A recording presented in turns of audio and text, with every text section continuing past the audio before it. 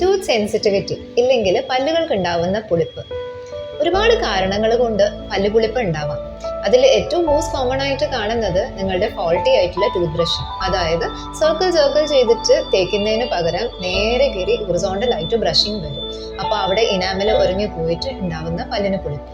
രണ്ടാമത്തെ most common ആയിട്ട് വരുന്നത് വെച്ചിട്ടുണ്ടെങ്കിൽ പല്ലുകൾ ക്ലഞ്ചിങ് അല്ലെങ്കിൽ ഞെരടുന്നതാണ് ഏറ്റവും വലിയ കോമൺ ആയിട്ട് വരുന്നത്. ഇനിയും ഉണ്ട് ഒരുപാട് കാരണങ്ങൾ. കാരണം ക്രാക്ഡ് ടൂത്ത് അല്ലെങ്കിൽ പൊട്ടിപ്പോയ പല്ലുകൾ ഇല്ല വെച്ചിട്ടുണ്ടെങ്കിൽ ഒരു കേട് ഇനാമലിൽ നിന്ന് ഉള്ളിലേക്ക് കയറുമ്പോൾ തന്നെ നിങ്ങൾക്ക് പുളിപ്പ് വരും.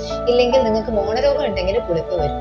ഇതൊന്നും നോക്കാണ്ട് എന്താണോ റീസൺ അത് ട്രീറ്റ് ചെയ്യാണ്ട് പലരും ഓടിപ്പോയി സെൻസിറ്റിവിറ്റിക്ക് എതിരായിട്ടുള്ള പേസ്റ്റ് വാങ്ങിച്ച് തേക്കുന്നതിൽ ട്രീറ്റ്മെന്റ് ഒതുക്കും. അത് ശരിയല്ല. കാരണം ഒരുപാട് പ്രശ്നങ്ങളിലേക്കാണ് നിങ്ങൾ പോവുക.